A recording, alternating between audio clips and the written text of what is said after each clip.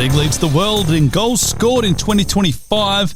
Perth Glory men fall again to the lowly Mariners. And is it the final nail in the coffin for the Glory Girls' final hopes? Welcome to the Far Post Perth, powered by ID Athletic. For all your kit requirements, for all your merchandise requirements, visit idathletic.com. Great to have their support. And of course, Trio Homes.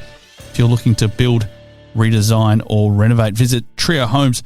Blayne Treadgold is my name. Joining me on this episode, James Renton. Welcome back, mate. Thank you, Blayne. And we've also got Neil Sherwin's with us, sporting a, which kit year is that, Neil? What have we got? It's the last remaining Ollie Sale fan club shirt. Oh, there you go. That's the goalkeeper jersey. Well, the rest of them sold out 2 years ago. Oh, one of them sold out in record time. Now, this was one of the... Are you still president, secretary, janitor? No, all positions are up for grabs. No, this was a bargain bin. They do some good sales on the match day. No, Glory at the game. Yeah. They had all player issue shorts and all sorts at the last game. So grab yourself a bargain. Yep. Anyway, but yes, it's a goalkeeper shirt from about 2 years ago. Fire sale. There we go. I'm wearing actually an ID athletic kit. This was a kit that was designed by one of the girls out there in a traditional Indigenous Delete Wongai kit out there. So I thought it was pretty cool. Out where? Out in Kalgoorlie. You might say that. It is. Oh, sorry. Kalgoorlie College. I thought I mentioned that, but there you go. Kit. So I thought I'd just sport something a little bit different this evening. Boys, let's get started the only way we know how. It is the good, the bad, and the ugly. Kick us off, James. The original rivalry. I thought that was the highlight of the round for me. Really entertaining game that was topsy-turvy. At one point you thought it was going to be Victory's day, and then the next minute it was going to be Adelaide's, but Adelaide's Achilles heel, being their defensive organisation, undid them again and possibly will undo Cal Viet's run as Adelaide United's manager, possibly, based on the rumours. A bit of controversy, obviously, with the penalty decision, with the tackle on Daniel Arzani, which was, I'm pretty sure, confirmed by John Moss today that it was the correct call, which was met with a fair bit of opposition by the fans. But either way, in terms of what the A-League can be at its best in terms of a free-flowing, attacking, entertaining game between two good sides that are trying to fight for a final spot. I thought it was an outstanding game and really entertaining as a neutral. I've only caught a lot of the highlights over the weekend, but one thing that stood out to me was Johnny Earl's goal. I thought that was tremendous, and I guess just another example of the young talent that we've got. It's an endless pool of talent they've got in South Australia. It's fantastic at the moment, just across the league, and it really has been a real bright spark this season. Neil, keep us going, mate. What's been good? Good as there's only 4 men's games left, and I mean that because it's a slog. And credit to anybody who's stuck with it. I said it before. I'm one of these people that will never switch off, and I'll always watch my team or teams no matter what's going on. But it's getting very hard to justify giving up your Sunday afternoon or your Saturday evening to spend 2 or 3 hours watching that nonsense. So yeah, there's only 4 games left. It feels like the season has gone on for quite a long time, and when you win 2 games from 22, we'll talk a little bit more about it later on, you are just wishing it to end at this point. It's not enjoyable, and that's not really how it should be. Give me a season of mediocrity, just hovering around 8th or 9th would be amazing. But it's just so bad that we've gotten to the point where we're wishing the season away, and we have a long off season. So but there's a long time between now even and October when the next iteration of Perth Glory comes to pass. But with 4 games left, the end is near, and that's actually a good thing. I think you should be a salesman because you've managed to turn that into something good. So probably sell ice to the Eskimos, as they say. My good for the weekend, I was lucky enough to be involved doing a bit of commentary down at Fremantle City. They took on Balcatta Etna. It was the inaugural, what's been billed as the Sicilian Cup. Of course, 2 clubs with proudly, Italian heritage, but maybe a little bit more a Sicilian heritage, if you want to get a little bit more specific. It was a fantastic day down there. Good atmosphere. Carnival atmosphere, plenty of kids involved, plenty of people down there. The ground is looking superb at Hilton Park at the moment. The pitch was immaculate, was hot. It wasn't. It was too hot. Oh, it was more. It was more cricket conditions, if I'm honest, than it was football. But fair play to both sides. I called both the women's and the men's games, and there was no whinging. There was a couple of drinks breaks, and everyone just got on with it. And it was a bloody good day. Just out. On that though, there was a lot of games postponed at the weekend. Keep that powder dry because I'm going to talk about that. So. Yeah, it's a little bugbear of mine, but anyway, cool. Yeah, so no, I just thought it was a good day out, and I guess more the little things like this are fantastic. I know that my involvement with Perth as well, they try and do some kind of themed matches and stuff like that to just build a bit of a buzz. And of course, we had the Dillons and Beatties match, which just holds a little bit more significance. So good to see clubs looking outside the box and just trying to drive the community involved. Yeah, absolutely. Exactly what we want. I thought it was great. Yeah. My bad. We'll obviously talk about it a little bit more, but just Glory. It's depressing. It's good. There's only 4 games left. No. I know that. Good. I know that, but it sucks. It's like I want to see my team do well. We all want to see our team do well. I was driving back from a preseason friendly where I obviously can't play because I'm out following surgery, but we got absolutely spanked by Alkmaar, and I was asking Siri what the score was, and it wouldn't tell me what the score was at the time. And it's like, Perth Glory currently losing 2-1 to Mariners. And I was like, what a surprise. Of course we're losing. And I'd rather be in a state of mind where I'm just going, how great the team is. But as Neil said, there's only 4 games to go. So I guess that's the only positive. Neil, keep us going, mate. My bad was the snowflakes in the Northern Terrace at Melbourne Victory, who decided that because it was Pride Round, they would not go watch their team play and would go watch the club's MPL team instead away from the stadium somewhere else and bring some banners protesting against Pride Round. The ironic thing is if everybody just got on with it, there might not be a need for a Pride Round. The issue being that every time something like this comes up, the amount of bigots and homophobes in comments hiding behind burner accounts is disgraceful. And I'm someone who's straight, white, male, don't have any of these prejudices against me. It's just quite sad to see that people can't just stand and fold their arms. I'm not asking you to dress up in the rainbows that you're so afraid of, but just stand and respect it and still go watch your team play. But to turn your back on your team because you don't like a theme. As I said, snowflake behaviour that they like to call out. Broflake missed out on a great game. Miss a great game. Cutting off your nose to spite your face and all of that. But it's the militant. I mean, and it's a lot of them are very devout, religious people. I grew up as a Catholic, and nowhere in the Bible or any of my learnings was I told that you should be a bigot and a homophobe. So. I was live and let live and all of that. So, I don't like Mexican waves of football. I just don't partake in them. Yeah. So, if you don't want to wave a multicolored flag, then just don't do it. But just stand there, let the formalities happen, and then cheer your team on and get on with it. And we see it a lot with Indigenous stuff as well. No one's asking you to partake in it. If it's not your sort of thing, that's fine. But you can be tolerant, and you hear, and I know I'm getting a bit preachy now, but it just seems to come up all the time. I've got no issues with any of the Pride Round or anything that goes with it because there's clearly a need and a reason for it. If everybody just shut up and got on with things, a lot of these initiatives would probably die out or filter down because they wouldn't need to push back. There'd be no reason for it. So I think it's just a bit pathetic, if I'm honest, that people will turn their back on their team because they don't like a particular flag or a few minutes of recognition for a minority group. So, grow up, really. Yeah, no, absolutely. You could have just gone down the lines of Robbie Thompson and Danny McBreen and just called them a bunch of but if I can drop a C-bomb here, I've got no issue using that word. It gets plenty of outings off air. So, it's a very, very good summary of it. And jokes aside, Do Victory want these people part of their club? I'm not really supportive of banning people because they didn't turn up to a game. But if they are part of active supporter groups and they are people that the club engages with, are these the people that you want to be setting the tone for your active supporter group if they're that influential?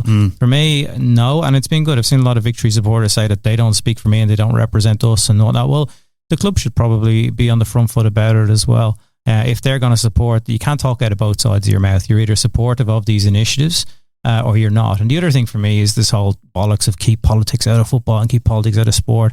There's Palestine flags everywhere. They were there at the Northern Terrace. Yeah, there's been politics in football since way before any of us were even a thought.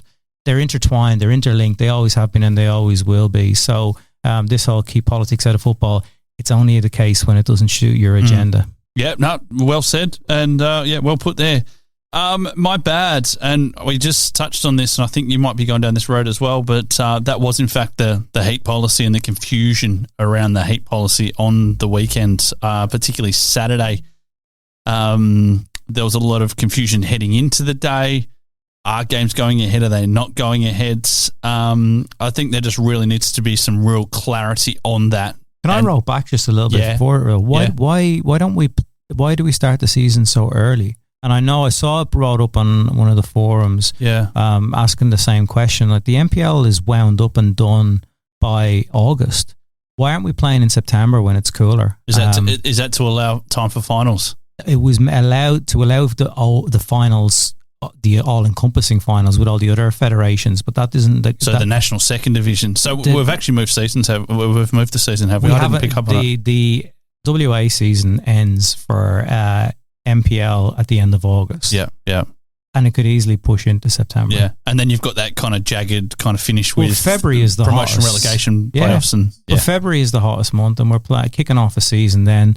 There's pre-season competition. Even last weekend just gone, you're heading towards the end of March, and I was playing as well, and it was 34 degrees, absolutely melting. And even amateur season looks like it's finishing the middle of September. It could easily kick on an extra week or two.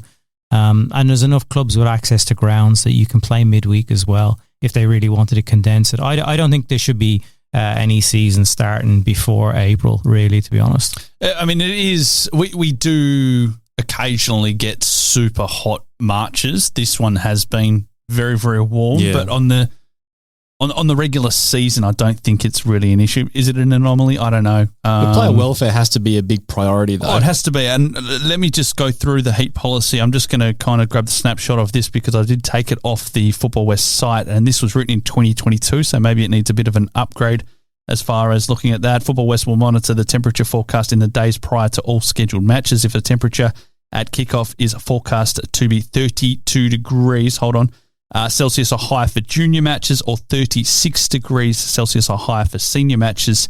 Football West will reschedule a competition match and withdraw the approval of a friendly match. Drinks breaks, it goes through all this. But, I mean, I'm not too sure how hot it was at Fremantle, but it was hot. And not good playing conditions for either team. No, it's not. And we did see some games called off and some games not called off. I mean, are people going out there with their phone and, their phone apps saying it's only 34.5, so we don't need to cancel it? I mean, there needs to be a bit of common sense. And I actually think 36 degrees is way too hot to be playing football. It'd be too hard. That's the thing. And if you've got players at risk of, dehydration as an example, or collapsing, it's not good for the game. Yeah, I mean, obviously it just needs a bit of a look at. Yeah. It's not ideal to be able to push matches back. There are some clubs that have the capacity to be able to host night matches, others don't. Well, every club at NPL level. Yeah, but I mean, I'm talking about the whole. But the rest of the leagues don't kick off until later. That's a good point. We've got state leagues. Which state league clubs don't have lights? Well, I don't think Fremantle City has lights, for example. One. Maybe it'll give a little push for extra funding, as well, for lights. But for me, I think you can manipulate if they have to flip the fixtures and play the away fixture at a ground with lights in. That's where scheduling comes in, right? In March, Don't schedule Fremantle home games just in case one gets booted with the weather. Be a bit smarter with your scheduling as well. But you look at all the other clubs that have great night facilities, and we've seen it with the Australia Cup, right? That if you have the midweek games, and I know there's some being rearranged for this week, you get bigger crowds in as well. So it's a bit of a money spinner. If all the games are kicking off at 3 o'clock on a Saturday, you're dividing the community amongst 5 or 6 different grounds. If you have a game that's played at 8 o'clock at night, or you've got one that's on a Wednesday night and you know that it's coming up, you're going to get more people to it. So we could be a lot smarter that we don't. If the season is going to kick off early, why not play those more Friday night, Saturday night, Wednesday night games to start things off?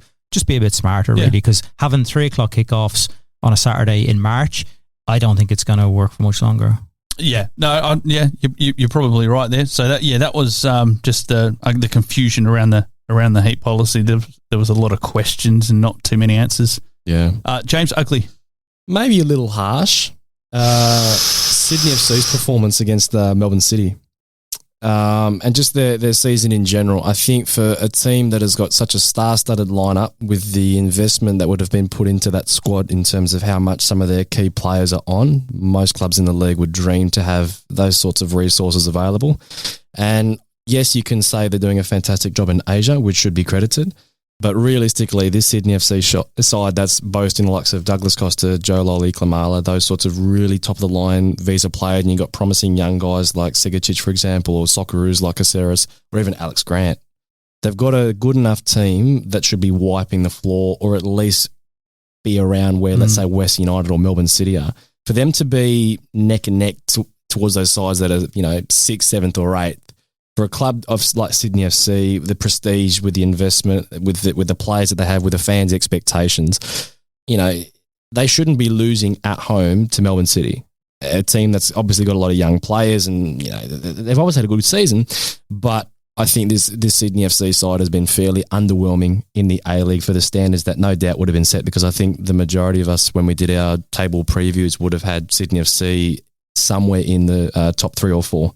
At the start of the season. Maybe a couple would have had us at Sydney. I think I had them winning it. Yeah. They're the best squad. They're still the best squad on paper for me. Is the Asian commitments just starting to take their toll possibly? Or is it Tale's system that's draining the players as well? Because you would think that Tale's system is what David Zdrillic would possibly want Perth Glory to be playing like in the long run. But the question is its sustainability given the travel. And obviously if you're wanting to be a successful team, as Sydney want to be, you're going to have to balance Asia and domestic commitments. And what was very, very clear was that the players look gassed. The Sydney players look gassed. And they've got finals to come. They've got more games in the Asian Champions League Champions League 2. So definite question marks over their tactical model sustainability, but more questions should be asked. Are they actually is Tale getting the most out of the players? Are the players performing at a level that we as fans should be expecting of them? That would be my question. Yeah, fair shout. Fair shout, Neil. My ugly? Yeah, we'll carry on in. More Sam Kerr discourse. Ooh. Getting a bit political. Well, it's been a week for a few things. No, I just think the statement came out from Football Australia. I no issue coming back to the squad, all of that. But it's the usual comments again from people who, I'm never watching the Matildas again. You never watched them in the first place, so nobody gives a shit about your opinion. All that kind of stuff. I don't necessarily agree with welcoming her back with open arms, and I understand why people have a bit of a problem with it. I also don't think that she should come back as captain. I think I said that at the time, that it would be a good idea to, given her age, given the long-term injury she's coming back from, and this whole situation and the optics of it, it would have been an opportune time to say, I'm focusing on my football now and I'll hand over the armband. The issue being, there's no coach. So a new coach coming in will probably want to pick their captain, right? So if Tom Sermani or football, why the fuck would Football Australia pick the captain? Yeah. It doesn't make any sense. But Tom Sermani giving some new player the armband, and then a new coach comes in a couple of weeks' time and goes, nah, not sure. I'm gonna take it off her and give it to someone else in the squad. It's not gonna look good. So I feel like they've had to. They haven't said that she's keeping the captaincy, and they haven't said she's been stripped of it. They haven't acknowledged that part of it. But it's the assumption that's being made. And if her teammates want her to still be the captain, fair enough. But I think the whole situation is ugly, because we could do with some leadership, and it would be a massive baptism of fire for any coach to come into this situation, best player under a cloud, all of that ahead of a home Asian Cup, everything else that comes with it. But at least you'd have a coach in there, a figurehead for the squad, for the playing group, and for the decision around captaincy potentially. I just feel the ugliness of the Sam Kerr situation is compounded by the ugliness of how they've managed this transition towards a new permanent coach. It's taken so long. It's been embarrassing. They've wasted a number of games moving from Tony Gustafsson to caretaker Samani to, well, are you going to actually do something about this? Yeah. So I think the whole Matilda situation is a mess. They're not playing well. They've had some terrible results. And now we've got the social media discourse to go with it as well, and no coach. So they really need to get their act together. Yeah, certainly agree. It's something that we've spoken about, and probably starting to really hit the skids as far as that deadline approaching. To wrap up, boys, my ugly is more bordering on the ridiculous, and that is the sentiment around coaches being paid out after failing to reach or hit KPIs, their benchmarks and KPIs. Yep. It is absolutely absurd that anyone, football club or otherwise, would pay would sign such an agreement. James, imagine going to your job and not hitting any of your standards, then getting paid for another 2 bloody years. No, it's how does it work? Like it is ridiculous that we have coaches in this situation that are demanding. It's not just an Australia thing. No. It's a football. It's a sports thing. But it is absolutely ridiculous that clubs go and enter into the agreements. But it's also players as well, right? Player is a 3-year contract, mutual termination. They're getting a payoff there. It is absolutely absurd because they're not going to leave everything. They're not going to leave everything on the table. I hate talking about people losing their jobs and everything else like that, but there has to be a crunch point, and to be paying people out after they've left for a failure. Well, in a football sense, shouldn't the club try to be protecting itself as best as it can? I question who is signing these contracts off. But it's a tale as old as time, though, and it goes, as I said, with players as well. I mean, you probably be old enough to remember maybe James Winston Bogart at Chelsea when he dug his heels in and just stayed sitting in the reserves for years because the money was too good. He wasn't going to get paid that much elsewhere, and why should he leave? So I don't blame any coach or any player for demanding that their contract be honoured. I'm not saying it shouldn't be honoured. What I'm saying is it shouldn't be signed in the first place. There's arguments for both sides. Yeah, absolutely, but that's the nature of the business. Now, my issue isn't necessarily with the terms; it's more so the length of contract as well. Yeah. That and look, we're beating around the bush here, but we're talking about David Zdrillic signing a 3-year contract as a guy. I'm talking about over the hop, but it's the example that's for front of mind. I think it was signing him to a 3-year deal was a shocking decision in terms of yes, you put your faith in somebody, but you make it a 1+2 or a 2+1. And at least after a year, you're only having to pay out, as you say, 1 year, and even then, it's still generous. But yeah, you're stuck with 2 years, and they've had the same issue with coaches previously, and other clubs have been the same. So you're right; it's pissing money up against the wall for nothing, because Alan Stadger just still being paid after he left Glory. Yeah. And rightly so, because that's the contract he signed. The contract they've got to abide by. Yeah. It's absolutely not smart business. Well, there we go. We'll wrap up Neil, get to our very passionate punters. You can't put the post up and then not read out the comments. True. That's true. Carry on. What's the point then? All right, so there's some goods. Goods missed the game. Someone else is in the UK. We scored a goal. Watching Victory finish Adelaide as a neutral is a very good game to watch. Aberdeen finding form again. We're even doing chicken leagues here. Wow. Careful. The good, I didn't watch it. And then we have bads with the Spoon confirmed. Another win unlikely to happen this year. Fair, that was probably the best chance. We conceded 3. Glory still can't score. Well, they scored 1, but yes, they were bad. Bad, PGFC. And some uglies. The fact we have had a full season under new ownership and further back than before they took over. Ugly bothering to listen to David Zdrillic press conferences. Ugly Zdrilic's assessment of how dominant we were. And an honourable mention to 2 old Biddy Eagles fans that yelled at Glory fans for being too loud at the shoe bar. Ugly Zdrillic coming up again. Coming up with excuses yet again. And then we've got a board back in David Zdrillic until the end of the season. Yet we will get to that. Ensuring a 3rd spoon in 4 seasons because that's what's going to happen. Again, any on the old tweet machine. Good season's almost done. Bad 1 home game left with footy back. Lost all coverage and relevance now. Yeah, fair point. Yep. Yeah. And then conditions around the NPL and State League and the heat and whatnot. So yeah, some good interactions there. A lot of fair points and a lot of uglies. Yeah. I want to give a couple of shout outs because, I go through and have a bit of a look at some of the analytics from the podcast and who's listening and where they're listening, and I get some pretty good insights there.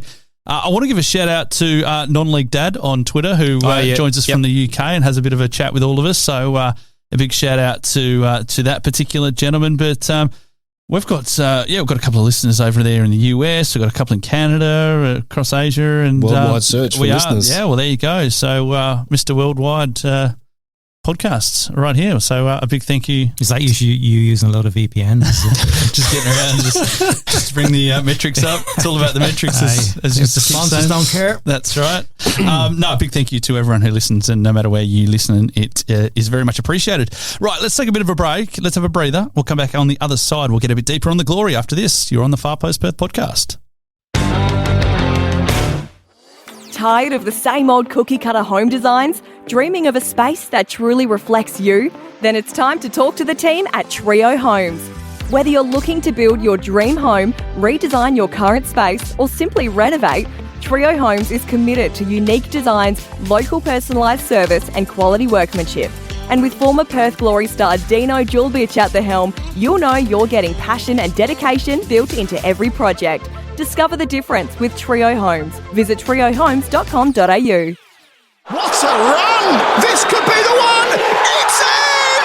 That's what it's all about! And when it comes to sports gear that helps you perform your best, ID Athletic has the winning formula. From grassroots clubs to elite athletes, ID Athletic provides high-quality sporting apparel, screen printing, embroidery, and made-to-order promotional products. Proud sponsors of the Far Post Perth and passionate supporters of WA community sport. Visit ID Athletic at 84 Howe Street, Osborne Park, or online at idathletic.com.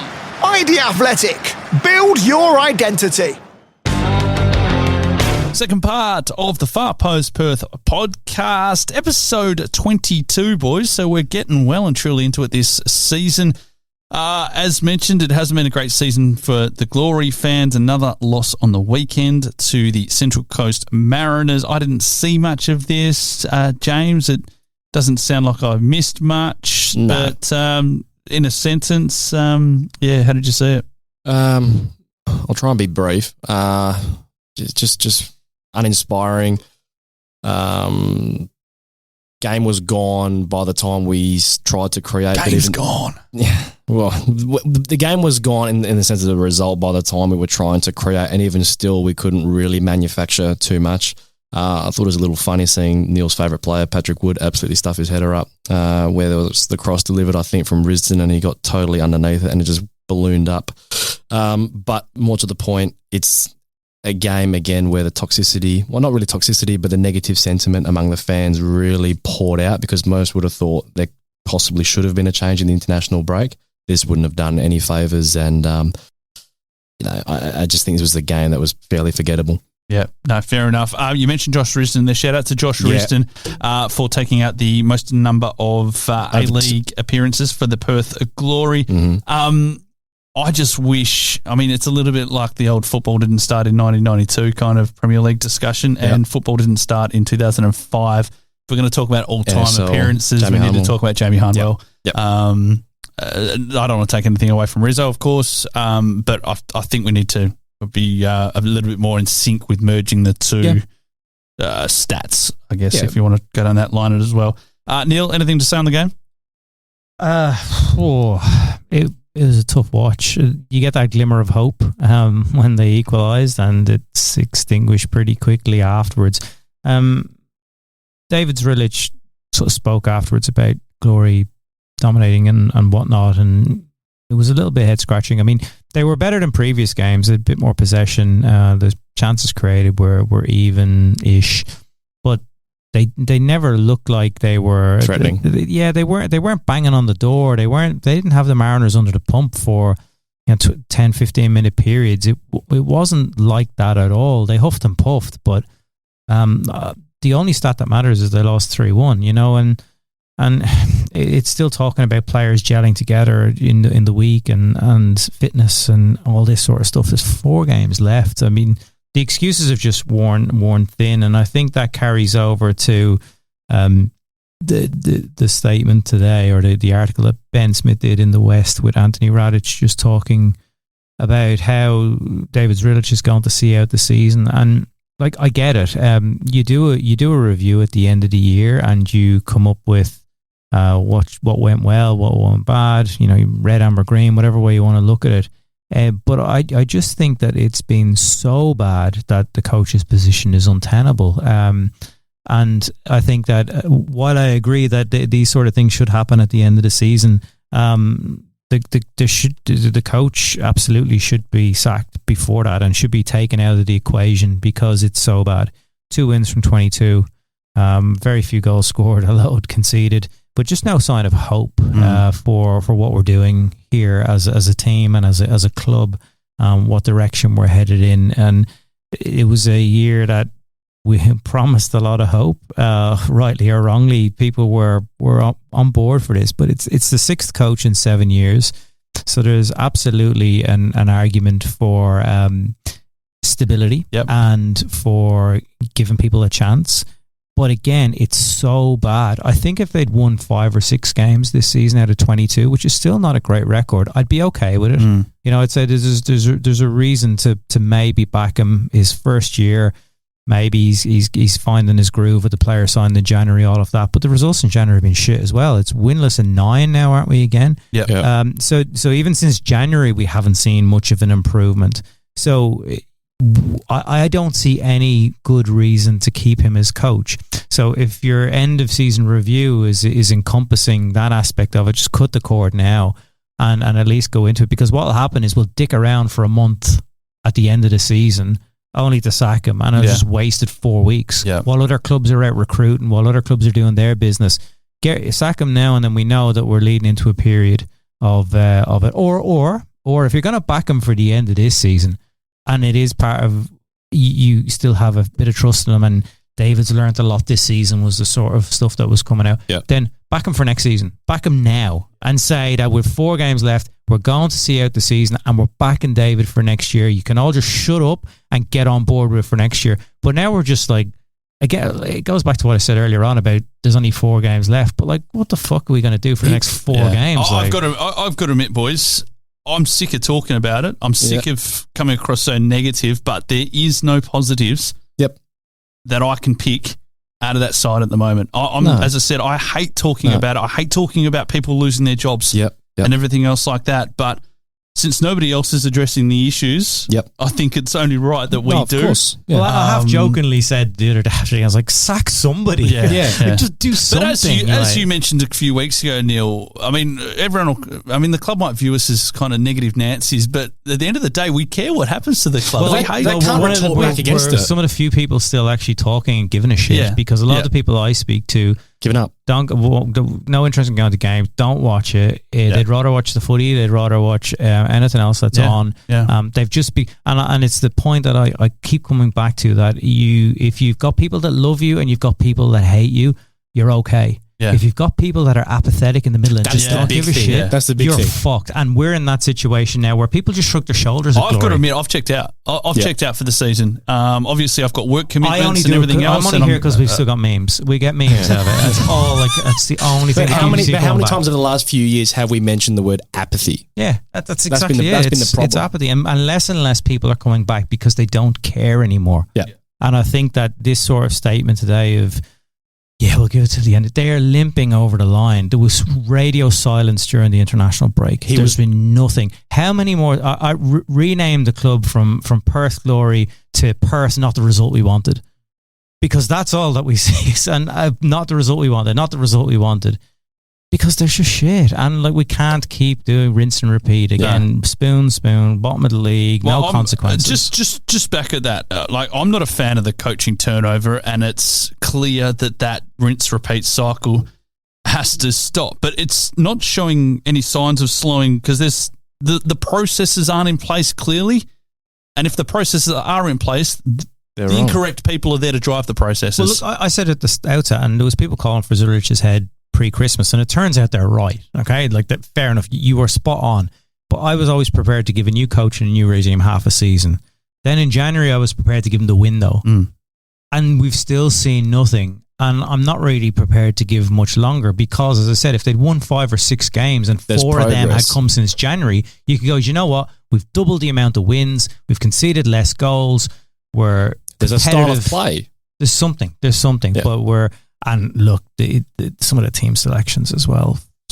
He's tearing my hair out. I mean, everyone's. It's a season where everyone's got to be on notice. We hear about, we'll do a post-season review. You should be doing that anyway. Don't get me wrong, and the clubs probably do, but it is literally one of those years that everyone is on notice, from the owner down to the janitor and everyone in between needs to be on notice. Well, the issue I have with the reviews is they take so bloody long at the end of the season. Like, we know that this season there's nothing to play for now, right? Yeah. So do the review now and have your little awards night or whatever, and then a week later clean house.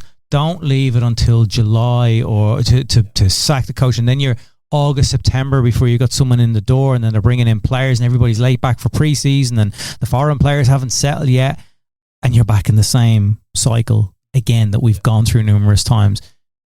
There needs to be hard decisions made as soon as the last ball is kicked, and that prog work should be happening now, not at the end of the year, as far as I'm concerned. Things are too bad. My biggest concern is, right, there's two decisions. You either keep Zdrillic, just this is as far as the coaching goes. You keep Zdrillic and you announce it, and that's it. Or you to part ways. Yeah. Part ways. If you keep Zdrillic, are people going to come back next year? No. There's already people out there saying, I'm cancelling my order renewal. There's I know social media is not the greatest gauge, no, but that's the risk that they take. You've got to hope that the recruitment is absolutely outstanding if you're going to keep the coach. That's what I was going to say. If you're going to keep Zdrillic, you need to have 3 Matas and 4 like a Douglas Popovich Costas, window. Which isn't going to happen. No. I don't think they would if it was Zdrillic plus a load of journeymen from the A-League. No. Yeah. Absolutely No. not. If it was Zdrillic plus 3 or 4 golden gooses, potentially, because like us, we'll get giddy if there's a couple of nice signings and a few tasty players coming in. But we don't see it happening. We don't have the money for it. No. So if they keep Zdrillic, I think it's gonna be a bad business decision as much as anything else, and that's part of the reason why I think it's untenable. You've got long-term supporters that are saying, I'll downgrade to flexi memberships, or I just won't bother at all, I'll turn up, or I'll take the freebies that you're handing out to desperate to get people back, and who can blame them? So I just, and it's why this kind of thing annoys me. I did expect an end of season review, no problem, that's what clubs do, but I think that the coaching situation is so untenable because of having 2 wins in 22 that you should cut the cord now, and then at the beginning of the off season you are working hard. The players will go on holidays, they'll have their 4 or 6 weeks, whatever it is, off, but in that time the pen pushers should be doing everything in their power to have a new regime in for next season, because if this is what we're supposed to go, well, who's going to want to come here? This is under that, and this goes back to a discussion I was having with James before we jumped on air. Yep. If the processes aren't in place to begin with, then it doesn't matter. It doesn't matter where you've got the right people, because the processes aren't there. Well, to we begin don't with, really know what the processes are or how we're going to get there. There's no real clear roadmap so that we can say, let's get on board with this, or we can accept this season being a disaster because we know we're going to get better in the future. I feel until the club shows something, something which they haven't done in years now. How do they do it? How do they attract anyone? Well, I think it's a poison chalice. I think it's actually possibly even worse now than it was in the final years of Sage, because at least with Tony Sage, you could point to, he tried loads of things. Maybe he was a little bit stale. Maybe it was coming to an end. And this was meant to be fresh, new, big bang. Yeah, and it's a disaster. Like, this is terrible. Yeah, and there's no way you can sugarcoat the season that's been and what it's looked like optics wise.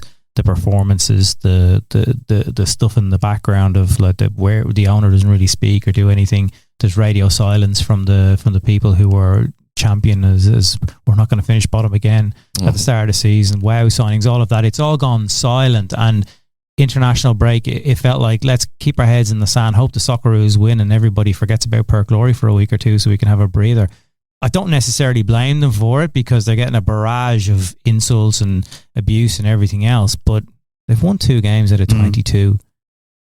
Like that's what it comes down to. The stats are shocking. You can't spin anything positive out of it at all.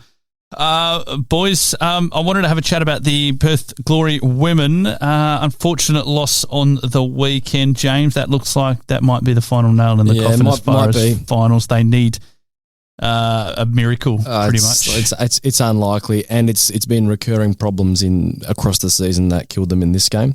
So their defending has killed their chance of finals, I would say, from this game in particular. Just the way in which they conceded. You know, the Heyman goal, the defensive structure was opened up. I immediately had flashbacks of when they drew 3-3 against Mariners, how their line was just so far away, and then you had poor Casey Dumont trying to run out and deal with it. Yeah. Similar situation for the penalty that was conceded in the second half where Dumont did make the save.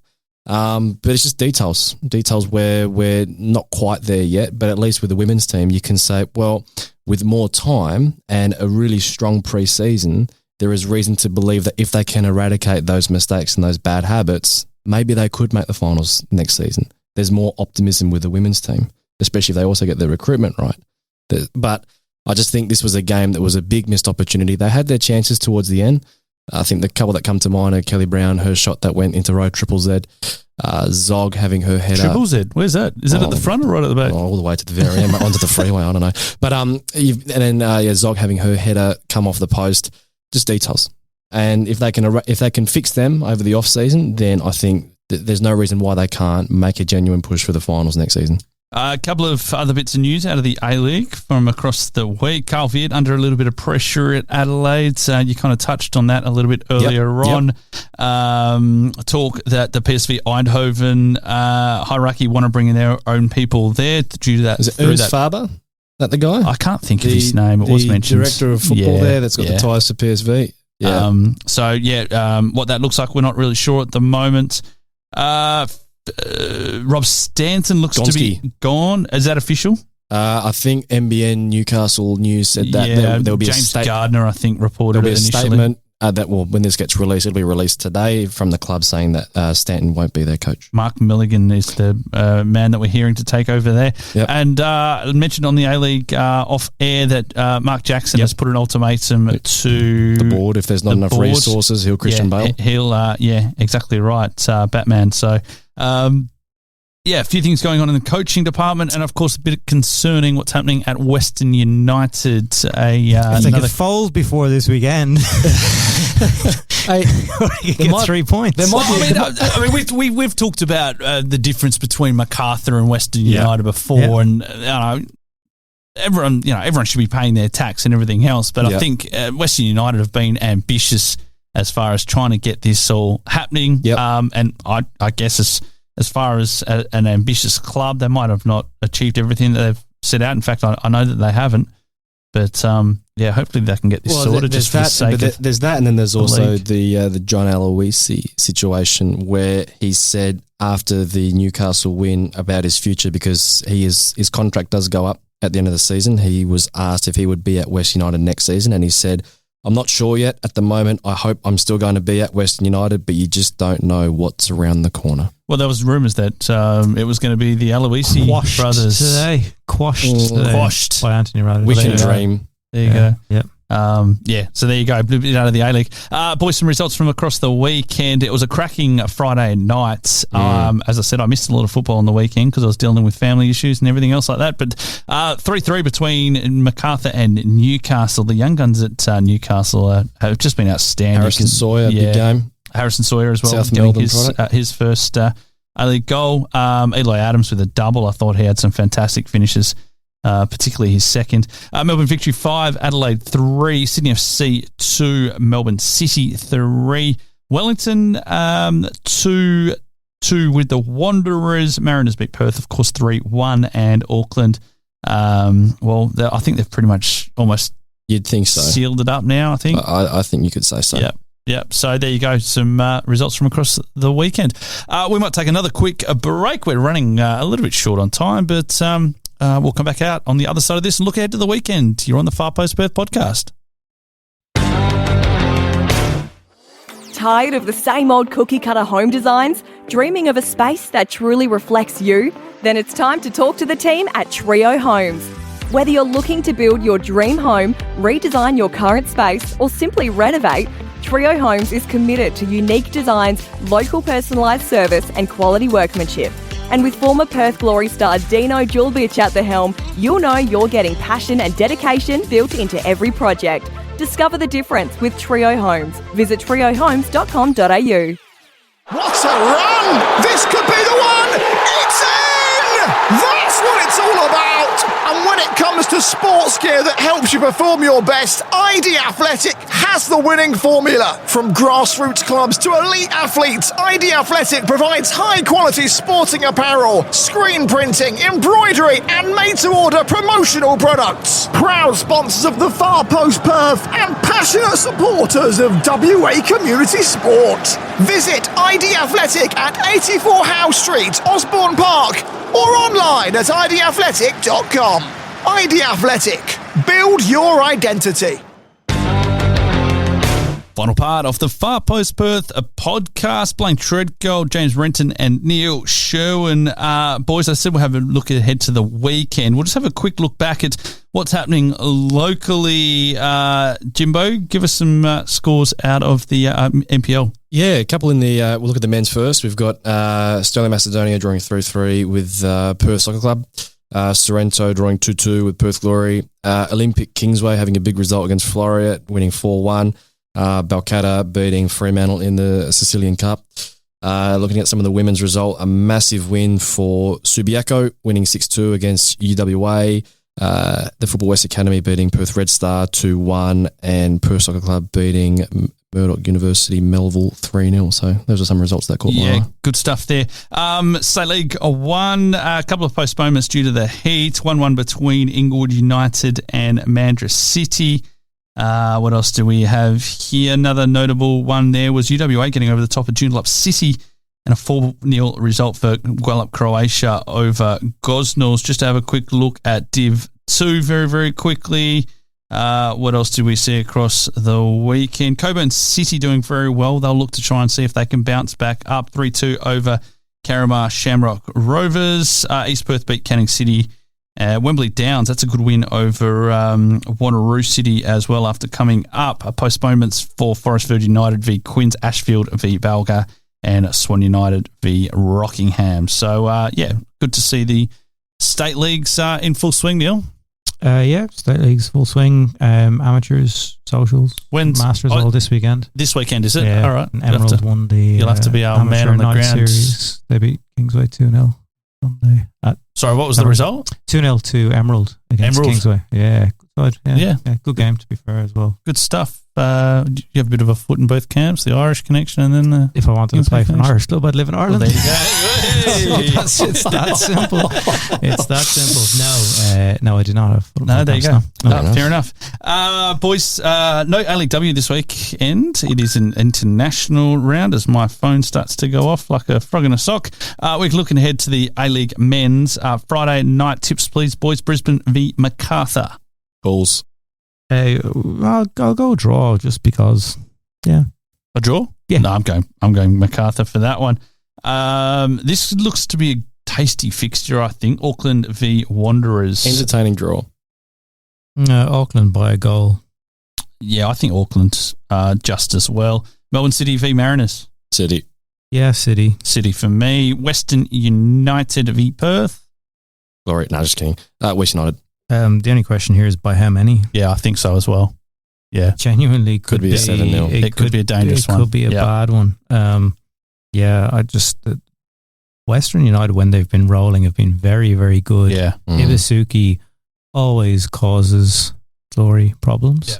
Bosic is going to dunk on us. Yeah, I think this could be grim. As we said already, and it was pointed out, it's a TV game, isn't it? There's 4 games left, and none of them really look winnable at all. So Wellington maybe.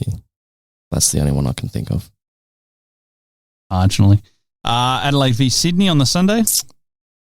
Oh, Sydney. Is there an ACL? Is there an Asian game this week? Not too sure. Okay. Draw. I'm going to pick Sydney FC to win that in Adelaide and maybe put the final nail in Carl Fitzcoffin. Newcastle v Wellington, last game on the Sunday. Jets for me. Yeah, I'm not sure how much the coaching situation will affect them, because there was this part of the story today was around an agent, and it could be just agent talk. Yeah, that's not giving the airtime. That he will see players leave, and he's probably right that if the players are loyal to the coach and whatnot, he's done a really. I think the players liked him a lot. Yeah, the way he spoke, the way he stood up, the job that he's done under difficult circumstances, and I would tip Newcastle, but I'm not sure if the whole situation is going to play on their minds, and not necessarily down tools. They're professional footballers. They don't want to play for him, in fairness. But that's the other thing. It could go one of two ways. They'll either play for him and be brilliant, or they'll just be going through the motions, and it'll be shit. So I will tip Newcastle, but I wouldn't be putting money on it if I was anyway inclined to bet as a registered footballer, which obviously I'm not. Yeah, you're not allowed to, Neil. No, not allowed to. Yeah, no, wouldn't dream of it. Good man. 1-800-858-858. That's not for me, but what are you about to lose? That's for me. For anyone else out there that might need a little bit of gambling support there.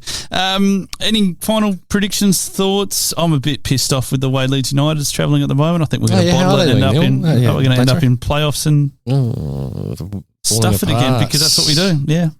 Pass it everywhere they go. Because that's what we do. Now, there's a really good Cup of 90 documentary came out yesterday on the League of Ireland. 26 minutes long. Go watch it. Yeah, it's good for if you're into your football and your terraces and flares and all that sort of stuff, going to games. It was nice. Where do we find that? Cup of 90. Cup of 90. Yeah, Ellie. Yeah, it's his latest. Yeah, cool. So it's very good. Good man, Ellie. Lots of bits and pieces around Talca Park. And did you go to your mob? Maybe shed a tear or two. Did it? Lamenting for home. No, it's really good. More of that content is great. It's hopefully he's got another A-League one up his sleeve. The only thing that I think is fantastic is knowing that the League of Ireland fans are as batshit crazy as the A-League fans when it comes to the banter on social media. And they with shitter facilities. Yeah. It's good though. Yeah. I mean, it gives you more grit. Proper. It does. And the difference being, I suppose, at the moment is that the League of Ireland is on a massive. It's got massive cool points at the moment. It's very cool to be seen at League of Ireland games and wearing a Bohemians jersey with Fontaine's DC across the front of it, and whatever other initiatives they're putting themselves behind so they can get multiple jerseys out. I don't like bows. So it's becoming cool, and this captures it. You know, they had the first game of the season, they had to move it to the national. It's got NSL vibes. They moved it to the national stadium. Bows and Rovers got a big crowd in. The cup final is getting massive crowds year on year, 40,000 people for it. That never happened when I was growing up watching it, and it's got a really big resurgence. But it's also having a knock-on effect to the development of players, because, long story short, Brexit means that players are staying in Ireland for longer before they go to the UK. They can't go over at 16 anymore. So a lot of the players, 18, 19, are playing first team football in the league.